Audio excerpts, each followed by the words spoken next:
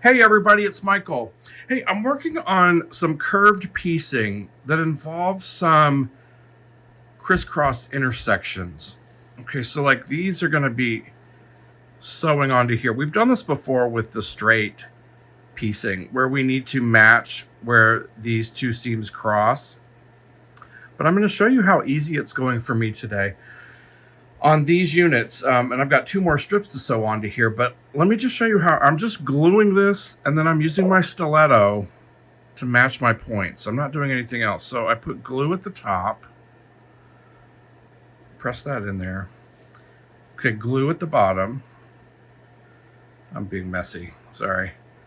And press that in with your finger so that the glue penetrates those fibers.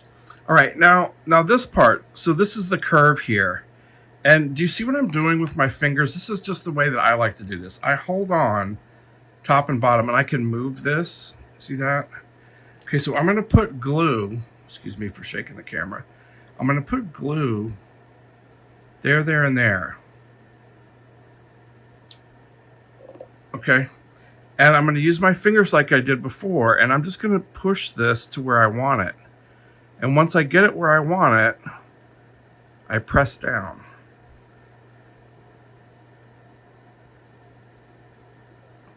Okay, so now I'm happy with how that's lining up. Now, I'm going to take it over to my machine here. Well, I'm already at my machine. I'm going to sew with my 1/4 inch, and I'm going to have a stiletto close by. Okay, so here we go. I do a little back stitch at the beginning. Okay, as I get to an intersection, I'm going to use my stiletto, and I'm feeling underneath. When I run it across here, I can feel underneath. See where it dips?